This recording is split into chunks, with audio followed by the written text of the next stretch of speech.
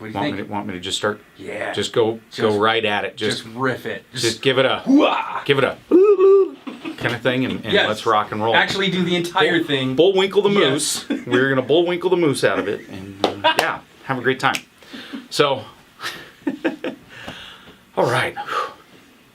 Serious face, Zen moment. Bring it home. Goose fraba. All right. Welcome everybody to the Silverman Law Office vlog. This is Joel Silverman here, ready to come at you from another snowy day in Helena, Montana. It is April something or other. I wish I could remember what day it is, but it's been snowing almost every dang day. So we are ready for spring here and excited. And oftentimes this is when people start new businesses. They are really looking to get things off the ground so in Montana they can hit the summer running. What often happens is one big mistake. The single biggest mistake we see when we help clients set up their new businesses is they forget about their own personal financial accountability to their business. So what that means is they don't set their own personal budget.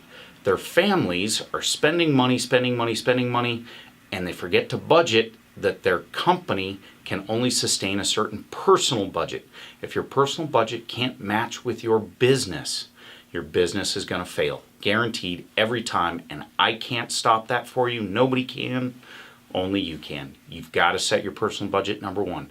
Please, please, please, folks, remember that when you go start a business, before you actually pull the trigger, set your personal budget. And what I want you to do every single time, set the lowest case scenario, set the highest case scenario for budget, and you're probably going to end up somewhere in between, but be realistic with yourself. What is the lowest you can go to sustain your life, your personal and your family life, and your business can sustain that. Set it first. Great book, Profit First. Go find it, get it, read it, live it, and that's how you get to success starting right out the gate.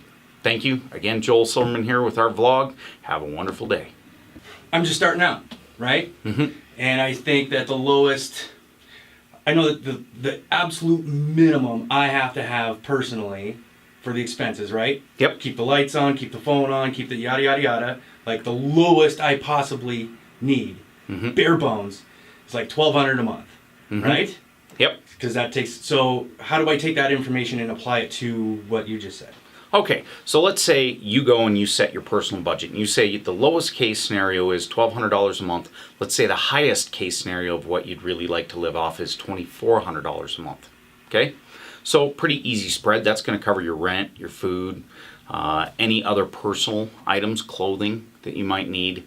And you say, okay, if I can live off $1,200 a month, you now know your company has to generate at least $1,200 a month in free cash flow. That's profits that you need, right? And don't forget, folks, profits, you need to take taxes out as well, because that hits a lot of people. We're going to end up hitting that in a later vlog.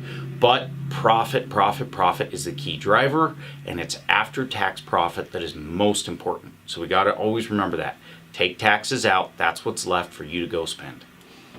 So I don't know where I picked this up. It was some realtor giving a speech somewhere on YouTube. He said that he takes his business income and cuts it into thirds, right? So a third automatically goes to a tax account. It's not spent. It just sits there until quarterlies are paid, yada, yada. That's what that accounts for. The other third is for business operations and business expenses, right? So if he's got employees or marketing or whatever, and then he takes home that third. Is that a practice that kind of applies to what you're talking about? It is. That applies directly on point. You know, you've just got to make sure that third that's going to come home to you, that third is enough to supply what you need personally. If it's not, you've got to get back to the drawing board. You've got to figure out a way to make that third pay for you personally. Because if you actually strip everything out from the company of your profits, then you don't have enough left over to pay taxes, to pay for marketing, to pay for incidentals or growth in your own business. And that's a real killer. That can put a chokehold on your company. Gotcha. Perfect. I thought that might have some relevance. No, I'm glad you brought that up. Good stuff. Yeah.